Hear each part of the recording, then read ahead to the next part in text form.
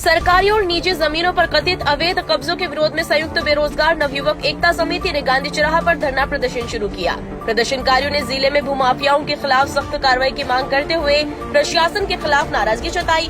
समिति का आरोप है कि जिले में लगातार सरकारी और निजी जमीनों पर कब्जे किए जा रहे हैं, लेकिन जिम्मेदार विभागों द्वारा प्रभावी कार्रवाई नहीं की जा रही। प्रदर्शनकारियों ने कहा कि जब तक कथित भूमाफियाओं के खिलाफ ठोस कार्रवाई नहीं होती, तब तक उनका धरना जारी रहेगा। धरने में शामिल लोगों ने प्रशासन से कब्जों की जांच कर दोषियों के खिलाफ वैधानिक कार्रवाई करने की मांग की। इस दौरान विभिन्न सामाजिक संगठनों और स्थानीय नागरिकों ने भी प्रदर्शन को समर्थन दिया। प्रदर्शन में एक उद्योगपति की मां और बेटी भी शामिल हुई।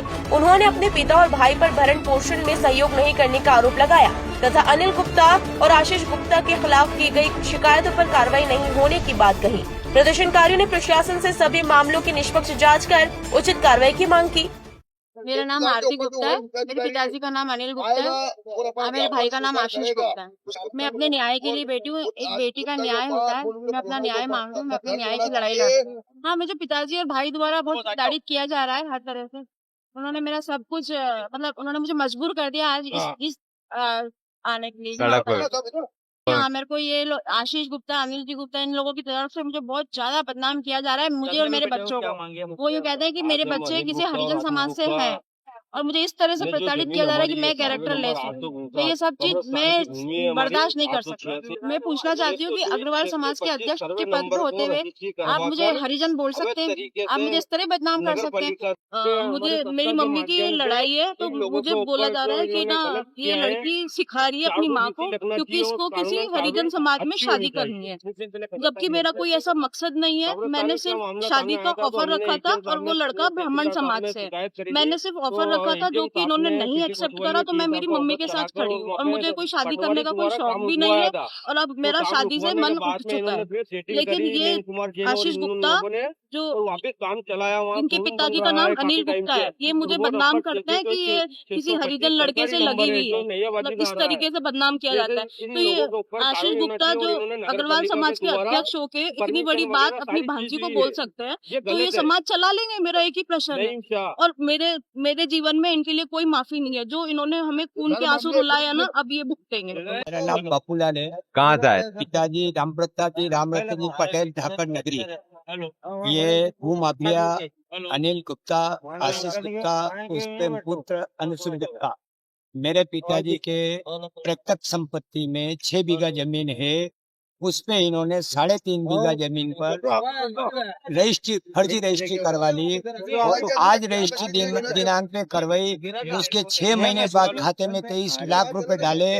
उसके 12 महीने बाद नामांतरण करवाया और बैंक खाते में से इनका जो पाटीदार बटेदार है रामप्रताप जड़वासा नगरी, उसने 15.5 लाख रुपए मेरे पिताजी को मोटरसाइकिल पे मेरे घर से बिठाकर बैंक पंजाब नेशनल बैंक नगरी में ले गए और 5 विड्रॉल पे साइन करवाए और 15.5 लाख रुपए उसने निकाले और आशीष गुप्ता और अनिल गुप्ता को मंसूर लाके दिए।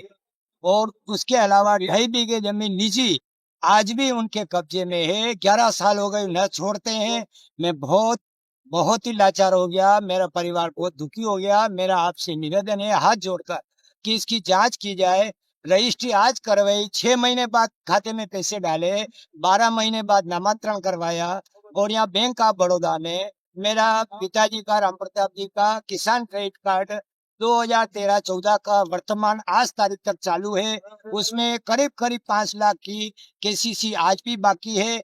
तो बैंक ऑफ बड़ौदा ने किस हिसाब से इनको नोटिस दिया, किस हिसाब से उनका नामांतरण हुआ, किस हिसाब से रजिस्ट्रार ने उनका नामांतरण किया, ये फर्जी हुआ है। उसकी मुझे न्यायपालिका से मेरा हाथ जोड़ के निवेदन है, उसकी जांच करे। और आज वर्तमान में मेरे पिताजी रामप्रताप रामरतन जी पटेल धाकड़ हुक्मनी पट्टी नगरी, उनके नाम से आज जमीन है।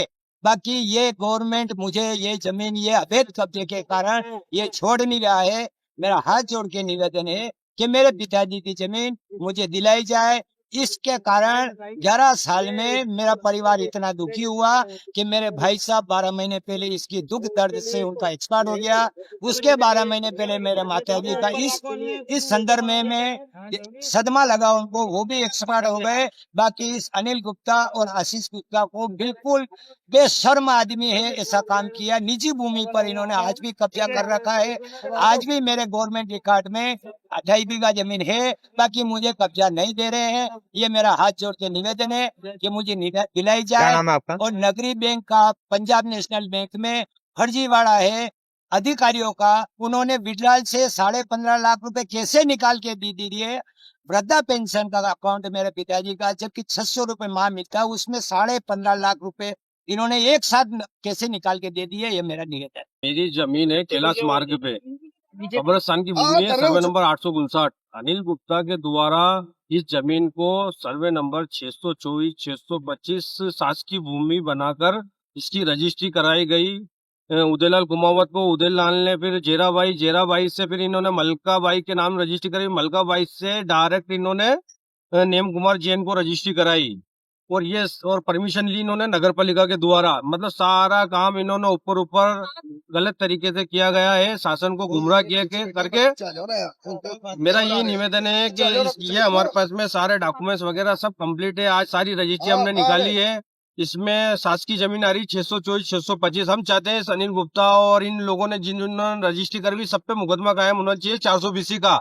इसीलिए आज हम धरने पे बैठे हुए हैं। क्या जब तक न्याय नहीं मिला है तब तक? जब तक न्याय नहीं मिलेगा जब तक हम आज यहीं बैठेंगे धरने आंदोलन पे। संयुक्त बेरोजगार नियोक्ता समिति कार्यालय पर कुछ दिन पहले ग्रामीण क्षेत्र के, शहरी क्षेत्र के आवेदन आए थे, जिसमें शासकीय भूमि और किसानों की भूमि अवैध द्वारा अनिल गुप्ता और आशीष गुप्ता ने कब्जा कर लिया है। मैं चाहता हूँ किसानों को और मंदसौर पशुपतिनाथ नगरी की जो भूमि, शासकीय भूमि, बहुत सारी भूमि में बता नहीं पाऊंगा, चंद लिखित में हमारे पास है, पर वो सारी भूमि का कब्जा छूटा जाए और किसान को जिसकी भूमि इन्होंने कब्जा कर रखा है और फर्जी रजिस्ट्री करवा रखी, उन सभी भूमि को मुक्त किया जाए।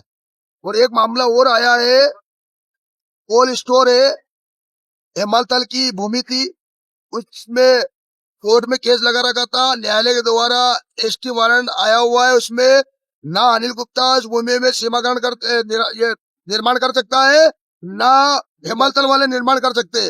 फिर भी अनिल गुप्ता के द्वारा 5 करोड़ का लोन ले लिया है और उसमें बड़ी कंपनी कोल्ड स्टोर बना दी है और 3 करोड़ की सब्सिडी ले ली है। मैं चाहता हूँ, और उसके पोते के नाम से रजिस्ट्री करवा दी 2020 में। मैं चाहता हूँ जिसके कागज हमारे पास है उसमें तत्काल आज के दिन ही मुकदमा दर्ज होना चाहिए अनिल गुप्ता के खिलाफ।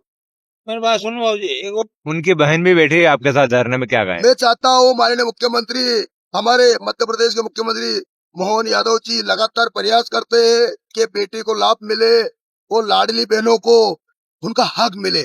मैं चाहता हूँ जो गुड़िया हमारे साथ बैठी हुई है उसको लगातार अनिल गुप्ता बदनाम कर रहा है। भाई ऐसे बच्चे को बदनाम आप लोग करोगे तो ऐसे पिता होना अधिकार नहीं बनता है।